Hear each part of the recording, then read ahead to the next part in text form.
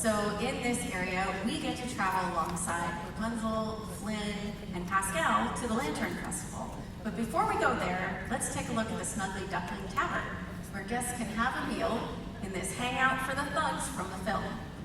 So after the film, we get to see that inside the tavern, the spaces that the thugs have put together to explore their dreams. You know, they sing that song, I Have a Dream. And you can see in this example, the piano here, that Hook Hands practices on to become a concert pianist someday. Big dreams. In this room, Rapunzel has been quite busy painting a mural that depicts all of her friends and family, and you can see all throughout the space, there's joyous painting details on nearly every surface. Over at the Lantern Festival, we can board a boat to head towards the festival. We start in the queue area, and we can see the boat builder's preparations for the festival, where he has offered us a boat to head out to that festival. Along the way, we first find Rapunzel singing in her tower. She is leaning out the window wondering, when will my life begin? And across from her, we see Flynn kind of hiding from the palace horse Maximus, but he's also curiously noticing Rapunzel in the tower. So they're a bit apart, and throughout this attraction, we find them growing closer together.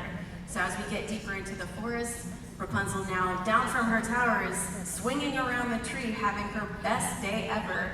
And one of the cute details in this scene is Pascal is kind of at the bottom of the scene, looking up at her, and his eyes are going in multiple directions, trying to follow her around the tree, as Flynn is just kind of like, what is this girl all about? As we go a little bit further into the forest, we see Rapunzel use the healing magic of her hair with the incantation to heal Flynn's hand after he's gotten hurt. And that magic ties us together with the rest of the land, actually. As we get into the Lantern Festival, we see that Rapunzel and Flynn have grown even closer together across this adventure, and they begin to sing together, probably in one of the most romantic scenes we've ever created in an attraction. The overwhelming feeling of romance is actually tangible, so much so that we know of two, not one, but two marriage proposals that have actually happened in the attraction since we put it together, and they were both successful. They both said yes. So it must work. Let's head out beyond the forest over towards Frozen Kingdom. It is springtime here, and we find ourselves in the Arendelle Village, complete with the flower market that we see in the film. We've got the Arendelle Castle in front of us, and beyond that we can see Elsa's Ice Palace in the North Mountain above the fjords, because what land for Frozen would be incomplete, you know, if we didn't have that. We are immersed in the Arendelle of the original film, and the Arendelle Castle really is at the heart of this space. And this is, for the first time, maybe in forever, guests can enter the castle to experience the Royal Banquet Hall, which is our restaurant in the center of the land. And you know what? There's even a nod to the 8,000 salad plates. The signature space of this restaurant is, of course, the throne room, and it would be totally incomplete if we hadn't put a throne in there to take selfies, right? So there's a throne in there, so get over there and get your selfie. Beyond the castle and on the castle grounds, our attraction entrance is actually through a portion of the castle that we don't see in the films. Inside these spaces, we find play areas where Anna and Elsa spent their time as children. So we first enter a family room with familiar portraits and occasional moments in that window where you might see a little snowman peeking through the window looking for a warm hug. Another very special space is the music room, showcasing the instruments that the kids played, and also this beautiful music box in the center with its rendition of Do You Want to Build a Snowman?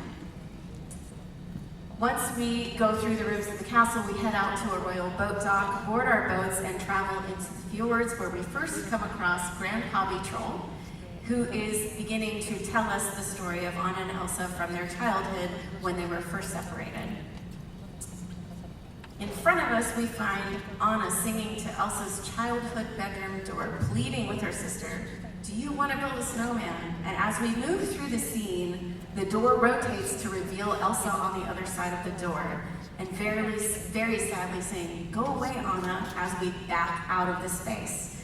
As guests on this ride, we actually move through it like we are the camera from the film, which really enhances the emotion of the scenes with the motion of the ride vehicle.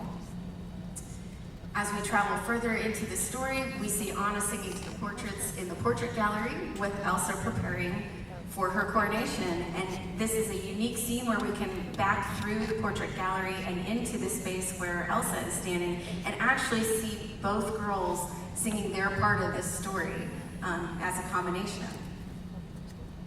Along the way, guests relive the connection of Anna and Hans singing Love is an Open Door, and then into this scene where Elsa literally loses her cool, which transforms the scene with her angry ice magic as she denies the request to support their request to marry. Then from there, we see Elsa climbing the North Mountain as we climb beside her in our boat, and she is discovering the true power of her ice magic.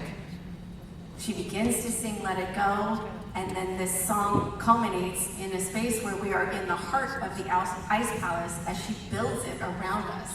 And we back out, the doors close in front of us as she finishes singing The Cold Never Bothered Me Anyway. Boom, doors close. We travel back down the mountain and in time to that magical moment when Anna, frozen from blocking Hans's sword and his strike towards Elsa, she literally thaws before our eyes because, of course, true love has in fact thawed a frozen heart. The finale of this attraction celebrates the true love of these sisters with all of their new friends and townspeople, even a baby reindeer enjoying the celebratory ice magic and skating through the Arendelle Castle courtyard. Wow. Thanks, Daniel Nemo.